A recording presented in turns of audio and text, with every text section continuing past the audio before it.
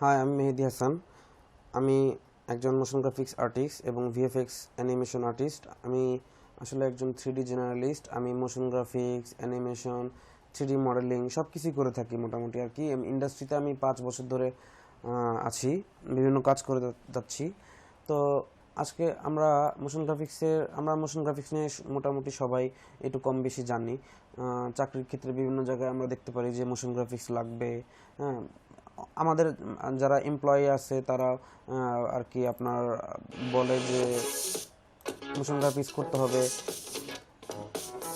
Motion graphics লাগবে, তারা তারা চায় যে মোশন গ্রাফিক্স লাগবে।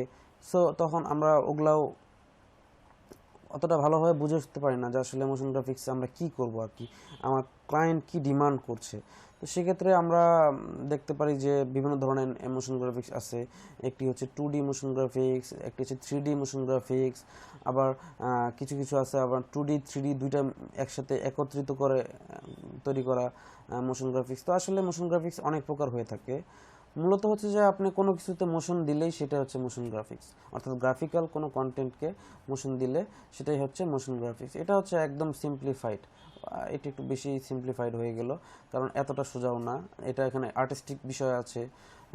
আপনার তো গ্রাফিক ডিজাইন জানা থাকতেই হবে, অর্থাৎ আপনাকে বিভিন্ন ধরনের ইলাস্ট্রেশন, শুধুমাত্র গ্রাফিক ডিজাইন জানলেই হবে না, আপনাকে মডেলিং জানতে হবে।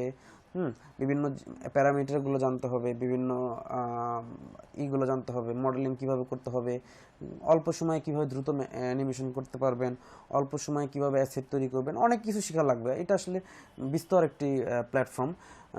সো আমাদের বিভিন্ন চাকরির প্ল্যাটফর্মে সবাই এখন চেয়ে বসছে যে মোশন গ্রাফিক্স লাগবে আর কি। যাই হোক, গ্রাফিক্স ডিজাইনের পাশাপাশি মোশন গ্রাফিক্স।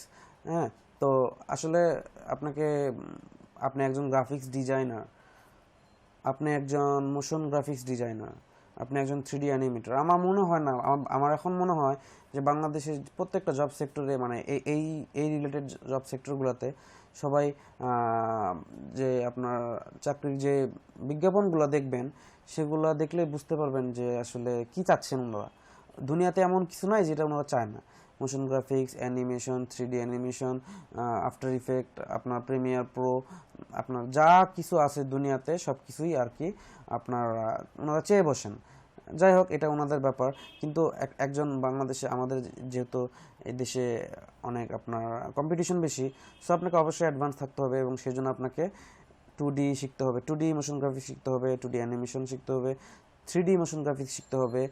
আর আমার এই কোর্সটাতে আমি আপনাদের সব এই 2D এবং 3D এবং সাথে একটা জিনিস ঢুকিয়ে দিয়েছি, সেটা হচ্ছে 2.5D।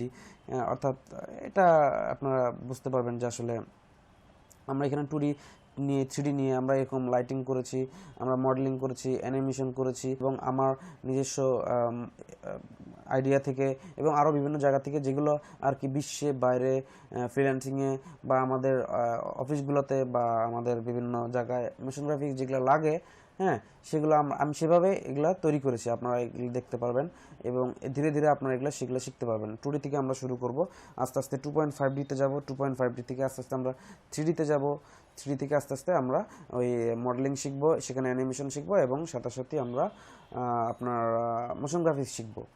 তো গাইস, অনেক কথা হলো। এটা ধৈর্যের একটা বিষয়, মনে রাখবেন সব সময়, এবং মনোযোগ দিয়ে কোর্সটা কমপ্লিট করার চেষ্টা করবেন। এখানে আমার এখানে ধরেন আপনারা পুরো একদম ফার্স্ট টু লাস্ট আপনারা নিজেরা শিখতে পারবেন। অর্থাৎ এখানে আমি কারো প্লাগ ইন ইউজ করি নাই, কারো টেমপ্লেট ইউজ করি নাই। হ্যাঁ, ওটা হচ্ছে অন্য একটা ব্যাপার। টেমপ্লেট আপনি যখন একটা লেভেলে যাবেন তখন আপনি আরেকজনের টেমপ্লেট ইউজ করতেই পারেন, বাট আপনি যদি কিছুই না জানেন তাহলে কিন্তু আপনি নিজেকে একজন মোশন গ্রাফিক্স ডিজাইনার হিসেবে ব্যাখ্যা করতে পারবেন না। অর্থাৎ আরেকজনের টেমপ্লেট ইউজ করেন ভালো কথা, কিন্তু আপনাকে নিজের আগে শিখতে হবে। সো যদি আপনার ক্লায়েন্ট বলে বসে যে এভাবে করুন বা অন্য একটা ভাবে করুন, তখন আপনি কি করবেন?